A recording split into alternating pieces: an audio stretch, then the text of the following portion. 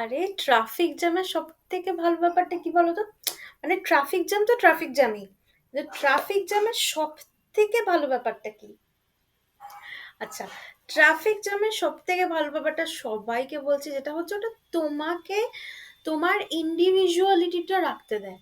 মানে ট্রাফিক জ্যামে তুমি ধরো আটকে গেছো, হ্যাঁ, না তো তুমি ঘরে, না তো তুমি অফিসে, তুমি অন দ্য রোড, তুমি ইন দ্য মেকিং, তাতে কোনো অসুবিধা নেই। ট্রাফিক জ্যামকে এত বদনাম করলে চলবে না। ট্রাফিক জ্যাম তোমাকে ডিসিশন নেওয়ার সময় দিচ্ছে।